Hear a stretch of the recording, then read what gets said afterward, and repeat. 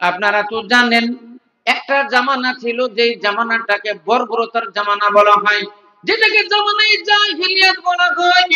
আমার দিনের রাসূল সরকারে দো আলম তাজদারে মাদানী এই দুনিয়াতে আসার আগে যে জামানাটা ছিল ওই জামানাটাকেই বলা হয় বর্বরতার জামানা, জামানায়ে জাহিলিয়াত। সেই জাহিলিয়াতের জামানায় সৌদি আরবে দুটো বাজার লাগতো। একটা বাজারের নাম হলো জাওরা বাজার, একটা বাজারের নাম হলো উক্কাজে বাজার।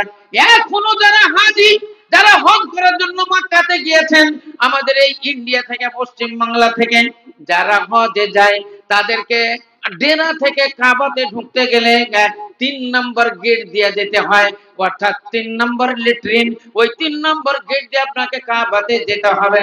কাবা তওয়াফ করবে না, তওয়াফ করবেন, সাই করবে না, সাফা মারওয়া দৌড়বে না, সমস্ত কিছু কাজ আপনার কমপ্লিটের পর যখন কাবা থেকে ফিরবেন তখন ওই 3 নম্বর গেট দিয়ে আপনাকে বেরিয়ে যেতে হবে। 1 কিলোমিটার যাওয়ার পর দেখবেন ডান সাইডে একটা বিরাট পাহাড় পড়বে। ওই পাহাড়টার নাম হলো গাদে সওর, সেই পাহাড়টার নাম হলো জিবালে সওর, সওর পাহাড়। অর্থাৎ ওইখানে একটা গর্ত আছে তার টুলির উপরে, ওই গর্তটাকে বলা হয় গাদে সওর। যেখান করে আল্লাহর নবী মক্কা ছেড়ে মদিনা যখন হিজরত করে চলে যান, মক্কাবাসী কাফেরদের অত্যাচারে এদের জুলুম সহ্য না করতে পেরে আল্লাহ নবীকে অর্ডার হলো, নবী গো তুমি মক্কা ছেড়ে মদিনার দিকে রওনা হয়ে যাও। মক্কাবাসী কাফিররা তোমার ইজ্জত করবে না, এরা তোমার সম্মান করবে না, তোমার কথা এরা শুনবে না, তোমার উপরে বড় অত্যাচার জুলুম চলতে লেগেছে এবং তোমাকে হত্যা করার জন্য প্ল্যান প্রোগ্রাম চলছে। অতএব মক্কা ছেড়ে দিয়ে তুমি মদিনার দিকে রওনা হয়ে যাও। তো আল্লাহর নবী মক্কা ছেড়ে মদিনার দিকে রওনা হলেন। হযরত আবু বকর সিদ্দিক রাদিয়াল্লাহু তাআলা আনহুকে সঙ্গে নিয়েছিলেন। মক্কাবাসী কাফেররা জানতে পারলো হযরত মুহাম্মদ এই আমাদের মক্কা নগরী ছেড়ে পালিয়ে যাচ্ছে, হযরত আবু বকরকে সঙ্গে নিয়ে সে পালায়। তাই সে পিছনে ধাওয়া করলো, তাড়া করলো। আল্লাহ নবীর জানের আতঙ্কে ওই পাহাড়ের উপরে চড়তে লাগলেন।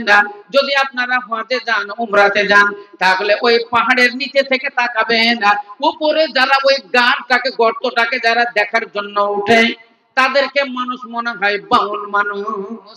বড় বড় মানুষ উপর থেকে দেখে লাগে বাউন, একটা ছোট্ট বাচ্চা এইরকম লাগে, টিপ টিপ টিপ টিপ করে। এত উঁচু পাহাড়। ইসলাম দরদি ভাইয়ের আমার, ওই পাহাড়ে আল্লাহর নবী উঠলেন।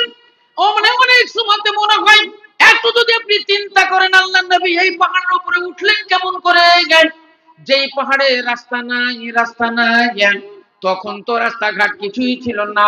এখন তো তাও মোটামুটি পাথর কেটে কেটে একটু রাস্তা করা হইয়াছে, তখন কিছুই ছিল না। আল্লাহর নবী কেমন করে অত উপরে উঠলেন? হযরত আবু বকর সিদ্দিক রাদিয়াল্লাহু তাআলা কেমন করে উঠলেন? ইসলাম দরদি ভাইয়েরা আমার, একটু চিন্তা করার বিষয় আছে। আল্লাহর নবীর জীবনে কত আতঙ্ক হয়েছিল। মানুষের যখন আতঙ্ক হয়ে যায় তখন সমুদ্রে ঝাঁপ দিতে ওকে ভয় লাগে না। যখন মানুষ আতঙ্কিত হয়ে যায়, বিশাল গাছের উপরে চেপে যায়, যখন আতঙ্কিত হয়ে যায়, দেখে না রুব্বা ওয়াক্তিন ইয়াসুবুল কিত্তাতু আলাল আসাব, একটা পদ্য পড়েছিলাম আমরা ছোট্টবেলায়। এমনও সময় আসে বিড়াল বাঘের উপরও লাফ মেরে দেয়। বাঘকে আক্রমণ করে বিড়াল। কখন বিড়াল বাঘকে আক্রমণ করে? বাঘে তো বিড়াল ধরে খায়, আর বাঘকে দেখলে তো বিড়াল পালিয়ে যায়। কিন্তু রুব্বা ওয়াক্তিন, কিছু টাইম আছে, ইয়াসুবুল কিত্তাতু আলাল আসাব, বাঘের উপরও ইচ্ছালাং লাগায়। যখন ও দেখে আর আমার উপায় নাই, এবার তোমাকে মরতেই হবে, তখন ওর উপরেই ছালাং লাগায়। ইসলাম দরদি ভাইয়ের আমার, সেই জন্য আপনি একটু চিন্তা করলেন বুঝতে পারবেন নবীর জীবনে কত আতঙ্ক, আল্লাহর নবীর জীবনে কত ভয় হয়েছিল এবং আল্লাহর নবী কত কষ্ট করে ওই পাহাড়ের উপরে, চূড়ার উপরে চেপে গর্তের ভিতরে লুকিয়ে গেছিলেন। ইসলাম দরদি ভাইয়ের আমার, আসল উদ্দেশ্য হলো আমার, ওই পাহাড়টা যখন দেখতে যাবেন বাম সাইডে একটা রাস্তা থাকবে, ওই রাস্তার উপরে বিরাট একটা পোস্টার লাগানো আছে। ওই পোস্টারে লেখা আছে সুকে উক্কাজ, ওখানে লেখা আছে সুকে উক্কাজ। যারা যাবেন তারা দেখতে পাবেন। সুকে উক্কাজ মানে উক্কাজ বাজার, আরবি ভাষাতে সুকুন মানে হলো বাজার। আরো যখন 1 কিলোমিটার চলে যাবেন বাম সাইডে দেখতে পাবেন একটা, ওটাকে বলছে ওসমান গনির রাস্তা। হ্যাঁ, ওখানে 3টা পথ আছে। তো একটা পথের নাম হলো ওসমান গনি রাদিয়াল্লাহু তাআলা আনহুর পথ, মানে ওই পথে উনি যেতেন। তো ওই উনারও বাম সাইডে একটা বিরাট পোস্টার লাগানো আছে, ওখানে লেখা আছে সুকে জাওরা, ওটা হলো জাওরা বাজার। তাহলে সৌদি আরবে জামানায় জাহিলিয়াতে দুটো বাজার লাগতো, একটা বাজারের নাম হলো জাওরা বাজার, একটা বাজারের নাম হলো উকাজ বাজার। এই জাওরা বাজারে দুনিয়ার যত জঘন্যতম কাজ এই জাওরা বাজারে হতো। জাওরা বাজারে অন্যায় হতো, জাওরা বাজারে অত্যাচার অনাচার হতো, ব্যভিচার হতো, মারামারি কাটাকাটিও হয়ে যেত। ইসলাম দরদি ভাই আমার, এই জাওরা বাজারে মদের বাজার গরম ছিল, দাড়ির বাজার গরম ছিল, আর সবচেয়ে জঘন্যতম কাজ জাওরা বাজারে যেটা হতো সেটা হলো মেয়ে পাচার। মেয়ে পাচার হতো, মেয়েদেরকে কিনা বেচা করা হতো।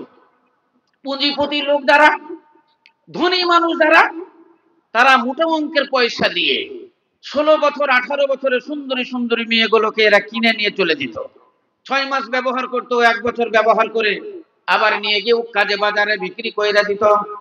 আবার কিছু পয়সা লাগিয়ে জাওরা বাজারে গিয়ে আবার কিছু মেয়ে 16 বছর 18 বছরের সুন্দরী মেয়েগুলোকে কিনে নিত।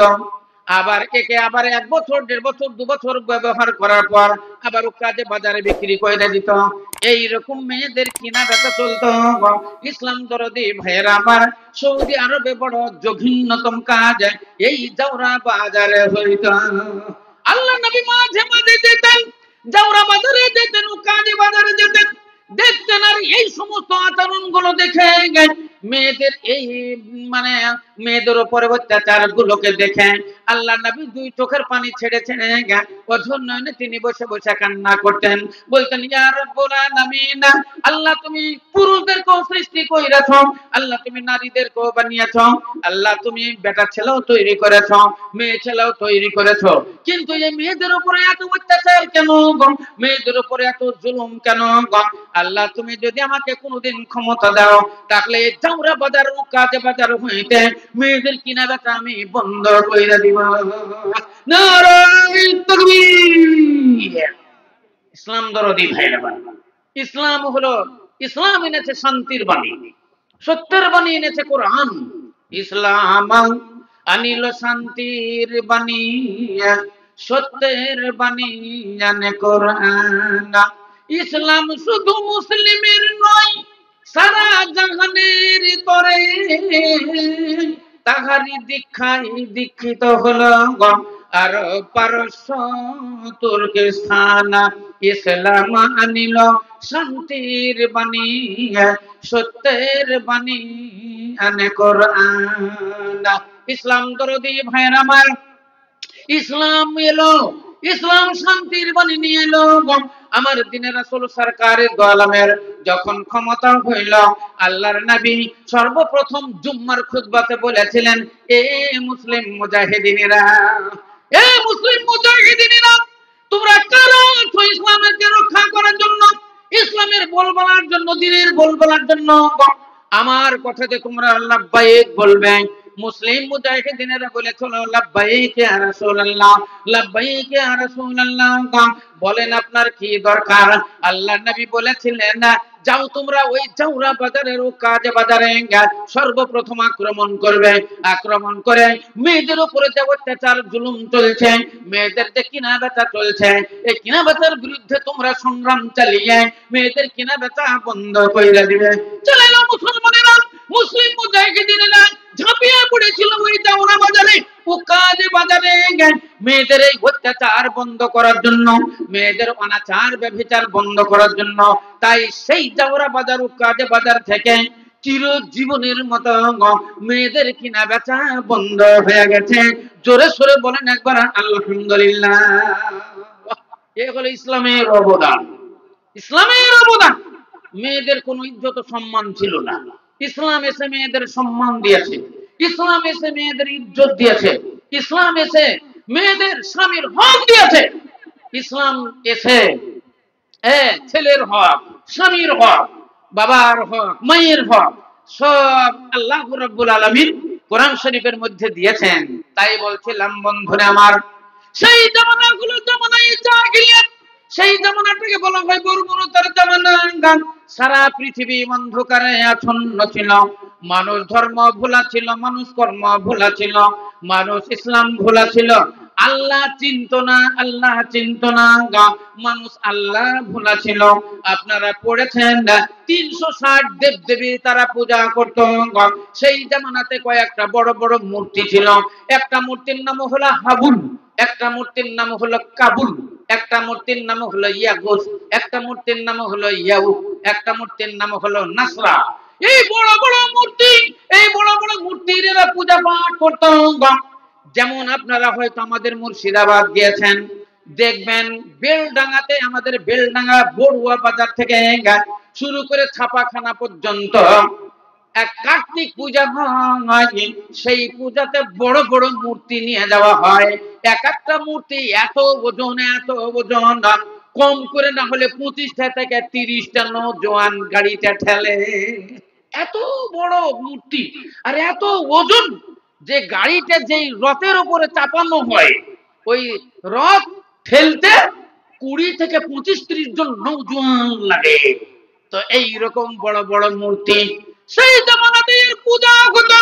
আমার দিনের রাসূল সরকারি দো আলম তাজদারে মাদানীকে মহান আল্লাহ রাব্বুল আলামিন এই পৃথিবীতে পাঠালেন আর বললেন, হুয়াল্লাযী বাআসা ফিল উম্মিয়িনা রাসূলাম মিনহুম ইয়াতলু আলাইহিম আয়াতিহি ওয়া ইউযাক্কিহিম ওয়া ইউআল্লিমুহুমুল কিতাবা ওয়াল হিকমা ওয়া ইন কানু মিন ক্বাবলু লাফি দালালিম মুবিন।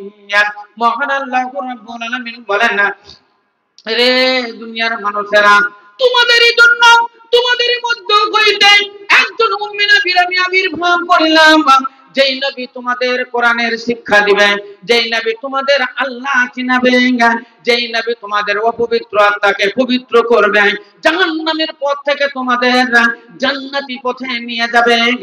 এই জন্য একজন নবীর আবির্ভাব আমি করিলাম তোমাদেরই মধ্যে হইতে, সেই উম্মি নবী। ইসলাম দরদি ভাইয়ের আমার, আমার নবীর জন্ম হলো মক্কাতুল মুকাররমায়, আমিনার গর্ভে আব্দুল্লাহর পৃষ্ঠপোষে আব্দুল মুত্তালিবের ঘরে কুরাইশ বংশে। ইসলাম দরদি ভাইয়ের আমার, মায়ের গর্ভে যখন নবী ছিলেন না, আব্বাজান ইন্তেকাল করেছে। 6 বছর বয়সে মা দুনিয়া ছেড়ে চলে গেছেন। 9 বছর বয়সে দাদা আব্দুল মুত্তালিব দুনিয়া থেকে চলে গেছেন। না যাবার সময়তে আবু তালিবকে বলে গেছেন, আবু তালিব আমি ইয়েতিম ছেড়ে গেলাম হযরত মুহাম্মদকে, এই মুহাম্মদের তুমি দেখাশোনা করিও, মুহাম্মদের দেখাশোনা করিও। আমার মুহাম্মদকে তুমি ভালোবাসলে উপরওয়ালা আল্লাহ তোমারে ভালোবাসবে। ইসলাম দরদি ভাইয়ের আমার, আল্লাহ নবী ইয়েতিম হয়ে গেছিলেন। ইয়েতিম হলে নবী দুনিয়াতে বসবাস করেছেন, তাই তো নবী আমার ইয়েতিমদেরকে ভালোবেসেছেন। আল্লাহ নবী বলেছেন, তোমরা ইয়েতিমদের ভালোবাসো, আমি ইয়েতিমদের ভালোবাসি, তুমি ইয়েতিমদের ভালোবাসো। অতএব ইয়েতিমদের ভালোবাসা, বেওয়াদের ভালোবাসা, ল্যাংড়া খোড়া কানাদের অসহায়দের ভালোবাসা, এটা হলো ঈমানের অঙ্গ। আল্লাহ নবীর মহব্বত, হুব্বে রাসূল করতে গেলে আপনাকে এগুলাই করতে হবে। সভাপতি মশাই যে কথাটা বললেন আপনারা হয়তো বুঝতে পারেননি, উনি বলতে চাইছেন যে আল্লাহ রাসূলের মহব্বত করতে গেলে নবীর তরিকা মেনে চলতে হবে। আমি ভাই আপনাদের এই এলাকাটা আমাদের বহু দূর হয়। আজকে বাড়ি থেকে বেরিয়েছি 9টার সময়, আর আপনার এখানে আসলাম 7টার সময়তে। সারাটা দিন পকেটও মেলা পয়সা ছিল, কিন্তু খাবার সময় পাইনি। শুধু 1 কাপ চার, একটা পেঁয়াজি খেয়ে সারাদিন কাটিয়ে দিলাম আজকে। হ্যাঁ, তো ইনশাআল্লাহ আল্লাহ যদি রুজি রাখে জালসার পরে খাবো। তো বলছিলাম এই আমি খুব জালসা করি নদিয়া ডিস্ট্রিক্টের উপরে। আপনাদের এটা খুব আমার ব্যাকওয়ার্ড হয়। আর আমাদের ওইদিকে ট্রেনের রাস্তা একবারে লালগোলা থেকে চাপিত। হ্যাঁ, লালগোলা, কৃষ্ণপুর, পীরতলা, ভগবানগোলা, সুবর্ণমুখী, জিয়াগঞ্জ, নসিপুর, মুর্শিদাবাদ, কাশিমবাজার, বহরমপুর, বলরামপুর, সাতগাছি, ভাবতা, বেলডাঙ্গা, রেজিনগঞ্জ, চন্দ্রপুর, পলাশী, পাগলাচন্ডী, দেবগ্রাম, সোনাডাঙ্গা, বেথুয়া, মোড়াগাছা, ধুবুলিয়া, বাহাদুরপুর, কৃষ্ণনগর। চাপলাম তো 25 টাকা দিলাম তো একবারে কলকাতা পার। হ্যাঁ, সেই জন্য ওই লাইনটা আমার খুবই যাওয়া আসা। হ্যাঁ, স্টেশনে গেলে কত জোরে বললাম, আরো জোরে বলতে পারি আমি। একবারে বারবার যায় সুরা ফাতিহা হয়ে গেছে। বুঝলেন? যেমন আপনারা না পড়ি সূরা ফাতিহা মুখস্থ করেছেন, ওই রকম আমারও ওটা মুখস্থ। বহু জালসা ওই এলাকাতে আমার আছে। হ্যাঁ, বড় বড় মাদ্রাসাগুলো সবগুলো আমি আছি। তো উদ্দেশ্য হলো ওইখান করে নদিয়া যেতে গেলে পাগলাচণ্ডী বলে একটা নদী পড়ে, পাগলাচণ্ডী।